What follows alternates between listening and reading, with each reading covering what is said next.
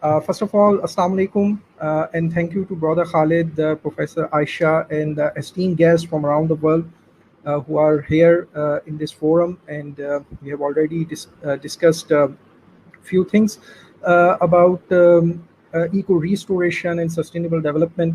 I would talk about sustainable development in post COVID-19 world scenario and how Islamic finance, including the Islamic commercial finance institutions as well as the social finance institutions, can help to contribute towards mobilizing resources which are required for sustainable development, especially in the post COVID-19 world. My presentation would be talking about the sustainable development goals, and I would also give results of one of my study with Professor Dr. Kabir Hassan, where we try to measure the sustainable development in OIC countries and look at the state of development or underdevelopment from the SDG perspective. And then I would talk about what Islamic finance can offer through its value system, teachings, as well as instruments and institutions to contribute towards SDGs. Now, if we talk about some basic facts, we have already deliberated on challenges that we have in terms of increased poverty, hunger, especially in the post-COVID-19 scenario, especially in regions which were already underprivileged in South Asia, in Africa, and so on, and Latin America as well. And we also know that there is a high income inequality, and that is further worsened by this COVID-19 crisis. We also know that we are emitting a lot of carbon, and developed countries are more to blame for it. The richest 10% of the world's population is responsible for 50% of all carbon emissions, according to Oxfam. We also know that interventions that are happening in terms of aid, they are not enough. If we compare the debt servicing burden with the aid that comes in, what we find is that more money flows out of poor countries in debt servicing than what comes in the form of aid. And we also have this problem that we focus only on markets, whereas the economy is beyond markets as well. We talk about efficiency, inefficiency, but we ignore the fact that about $2.75 billion value of food is wasted every day. And we only need about $600 million to feed about 600 million poor people who are extremely poor. So if we give them $1 a day, it would amount to just $600 million, whereas the amount of food that we waste, if we convert it into value terms, according to FAO, it's about $2.75 billion value of food. So the problem is more with distribution of resources. As per the Oxfam report, we know that there are very handful of people who own a huge amount of wealth. And if we have a financial system that is providing interest cover to the wealth, and if we have scenarios where taxes can be evaded and offshore wealth can be retained, then what happens is that we are not able to mobilize enough resources to cater to these challenges. So what we need is a value system, a worldview that looks beyond self-interest, looks at common good, looks at solving these problems of poverty, inequality directly. And we need to have a financial system that is also conducive to that. A financial system that is only lending money on interest and requiring collateral would be very exclusive to some of the sections of the population. The rich people, the rich capitalists would be able to obtain credit, but the commoner would not be able to access finance. We talk about financial inclusion, but that is only talked about in terms of mobilizing the deposits, not in terms of creating credit facilities for the poor people. So a large number of small savers in the capitalist financial system, in the capitalist banking system, basically give their deposits to an intermediary who then provides credit to only a small number of big corporates and upper class people. So this is a system where we see that inequality is inbuilt into it, and this can cause rise in inequality, and that is also confirmed by data. We have books like by Thomas Piketty and by others, and we know that inequality is on the rise despite high economic growth rate. So there is a need for an economic framework that brings back moderation, responsibility, conservation, dignity of life, empathy, sharing, equitable distribution, and justice in society. And this is what basically Islamic economic framework is is built with, and it has these um, it has a value system that caters to all these different kinds of attributes that we are talking about. Now, if we talk about specifically the environmental and development crisis, we have unprecedented burning of fossil fuels, rapid deforestation, contamination of seas, and this has resulted in rise in temperature, frequent heat waves, floods, melting of glaciers, and enormous loss of biodiversity. So all of these are facts, and we know about them. Now, what can we do, and what we have seen being done to cater to this? I have already talked about high income inequality, and there is a picture at the bottom of this screen which you can see by Oxfam, and it shows that income inequality is on the rise.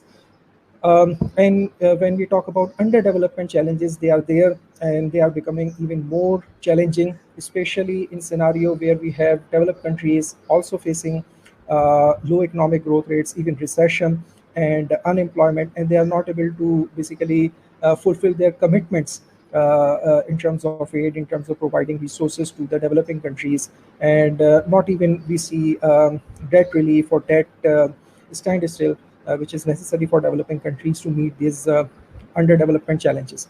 Now, we talked about sustainable development goals. These were decided upon by a lot of countries. A lot of countries agreed to it, and in fact, work has been done on it as well. But then came the COVID-19 scenario, and then we see that there is slowness in the progress. Now, the beauty of these sustainable development goals is that they do not just look at the economy, they look at human life, and not just human life, but life in general on this planet. So, sustainable development goals cater to economic growth, but they cater to human development, and they also cater to the environmental challenges like we can see in some of these goals.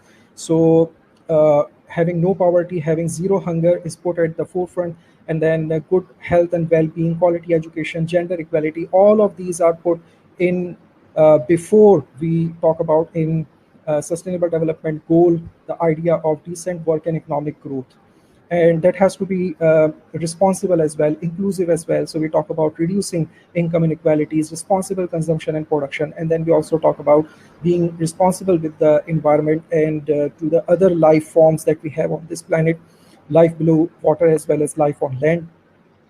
So these goals are very beautiful, but in came COVID-19 and the scenario changed. There is low growth, high expenditure on relief efforts, high fiscal deficit, and what it does is it leaves less resources for investment in environmental projects. So projects relying on private crowdfunding face constraints as corporations and labor force, which were basically contributing to these causes and projects, they see the decline in their incomes. And some gains that we had in the last few years have been reversed as well. Poverty has increased. There is rise in hunger. In terms of health, we have 3.8 million deaths, and we are still counting.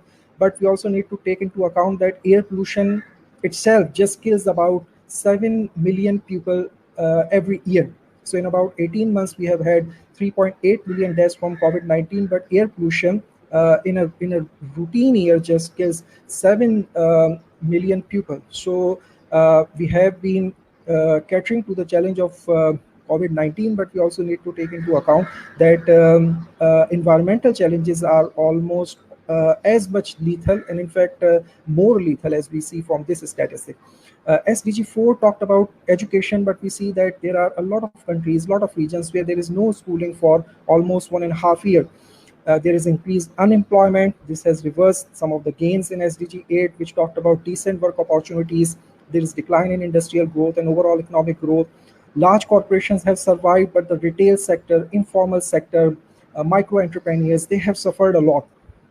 So the SDG 10, which talked about reduced income inequalities, what we see is that income inequalities are on the rise, and the access to relief efforts is also quite not equitable as well.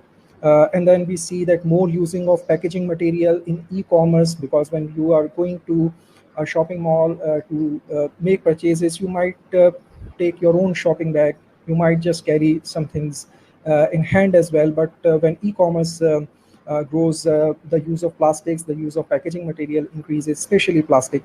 And there is also more nuclear travel. So the mass transit is stopped due to uh, maintaining social distancing. But what happens is that when people are traveling alone in a single car, which has a capacity of 5 people or more people, so this also burns more carbon per person as compared to before. Law and order has deteriorated in some countries as well, because if people are not able to get enough relief support from the government, so they might opt to some illegal activities as well. So the law and order situation has also worsened, which was emphasized upon in SDG 16. So there are challenges. Now, if we talk about measuring sustainable development, we did one effort in a study. We took some indicators related to each of the SDGs, like for poverty and hunger and so on. And then we computed an index by averaging all the numbers related to each of the SDGs. And then we came up with a ranking of OIC countries. Now, what we found was the main point, the crux or the takeaway point was that countries which were having a high level of economic growth and development, like the countries in Europe or East Asia, these OIC countries were able to do much better. But when we talk about this second set of countries, which you see from the right panel of the table, what we see is that the African countries and the South Asian Muslim majority countries, which are part of the OIC, they were having very, you can say, sluggish performance on the sustainable development index. So that is where more resources are required, and that is where the indigenous resource mobilization is quite a problem. So we heard from our brother Khalid Saifullah that we need to de-emphasize on growth, we need to emphasize on degrowth. But the challenge is that if we do not see growth happening in some of these countries, they would not be able to have enough employment generated and enough resources mobilized. And in the face of not having enough external funding coming in, or the debt coming in, soft debt coming in, it's very challenging for these countries. So they need to find a balance. They need growth, but it has to be more responsible, it has to be inclusive, it has to avoid all the ills of exclusive growth that we have experienced in the second half of the 20th century.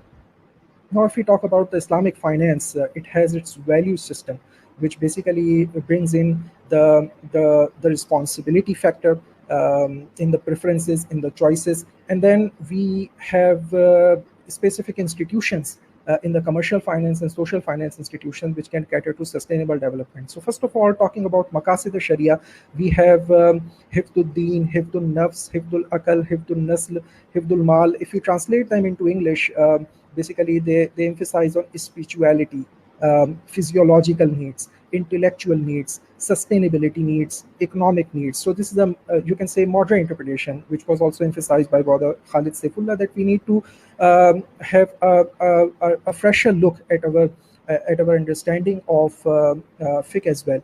So if we give it a contemporary, you can say, picture, not undermining what the meanings of these terms are, but just extending their meanings, we can basically see a lot of contributing factors which are very conducive for sustainable development. Like when we talk about the spirituality, the belief system, the value system, the teachings which we get from the scriptures, they emphasize on moderation, responsibility, and justice from the verses that have been quoted by our two speakers before as well. So these are very much linked with SDG 12 and 16, which talk about moderation, which talk about responsible consumption, which talk about peace and justice. So physiological needs, they emphasize on hunger, malnourishment, stunting, cleanliness, and sanitation, very much linked and sync with zero poverty, zero hunger, good wealth and well-being, and so on. So there is a clear we can see a clear sync between and clear link between SDGs and Maqasid Sharia from this slide. Now, moving forward in the Islamic finance architecture, if we talk about institutions and instruments, in Islamic finance, we have commercial finance, we have banks, we have investment funds, mutual funds, we have capital market instruments like sukuk. We have seen Waqf-linked sukuk issued in Indonesia as well very recently. We have takaful, which is an alternative to insurance. And then we have Islamic social finance institutions as well, like zakat and Waqf. If we talk about an Islamic economy, it works like this. It has commercial finance institutions as well as social finance institutions embedded in the economic framework, where households could be such that they have surplus resources. They could be people who are having dearth of resources, scarcity of resources, and who are poor. So they are provided with social finance help through zakat, ushur, homes, waqf. And then those households which are able to afford their purchases from the goods market, they would do that directly. And if they require durable goods, Islamic finance are there which can finance cars, houses, and the durable goods for them. And for firms as well, they can finance their capital goods through Islamic banks, which provide asset-backed financing. So this is the Islamic economic framework in a nutshell. Now, we also need mobilization of resources outside of the market as well, in situations where commercial finance is not quite, you can say, applicable. Like when banks finance, they also look for the profits. But when we need resources to, let's say, combat poverty, hunger, we need to have reliance on social finance institutions as well. So if you look at each of the sustainable development goals and see which of the Islamic instruments can be used to meet that sustainable goal, we get this kind of a picture which is summarized in this table. If we talk about no poverty, there are Islamic social finance institutions like Zakat, Waqf, Karde Hasan, which is interest-free loan, Modaraba, which is an inclusive equity-based mode of financing, whereby the client who is provided with finance is not required to bring in capital himself. So that is very conducive way to provide financing to the poor people who are having lack of capital, but they might have skills or the inclination to get those skills. So the Mudaraba based financing can also be used, as well as Salam, which provides funds upfront and does not require the delivery on ready basis. To combat hunger, again, we can use Zakat, Waqf, and Qarde Hasan. Good health and well-being, we can also include Takaful. Quality education, we can also include Takaful in that. Gender equality, we have Islamic teachings, which by and large are gender neutral, and all these different kinds of instruments are also available to both men and women. In clean water and sanitation, we can have public finance instruments like Ijara Sukuk, Istisna Sukuk, Waqf Sukuk, green sukuk, a term that we often hear. These kinds of sukuk can be issued by the governments to basically cater to the needs of providing clean water and sanitation. They can issue these sukuk to get the financing for building the infrastructure or purchasing the infrastructure for providing clean water and sanitation facilities. Likewise, for affordable and clean energy, and for decent work and growth opportunities, a combination of trade-based, lease-based, and participation-based mode of financing can be used. For reducing income inequality, the institution of zakat is very conducive because it has an inbuilt mechanism that those who have wealth above a particular threshold are required to pay zakat to those people who have wealth below that threshold. So there is a automatic mechanism of redistribution, and this redistribution is not from poor to the rich, it is from rich to the poor. Whereas in a banking system, what we see is that a small number of corporate clients are provided with finance from the funds which are basically invested by a large number of very small depositors. For sustainable cities and communities, we can use different kinds of sukuk, and likewise, Islamic value system and teachings guide us how we can bring in responsible consumption and production, how we can cater to climate action, and to preserve life below water as well as life on land. Lastly, I will conclude with some suggestions. Islamic banks need to give priority focus to green mortgages.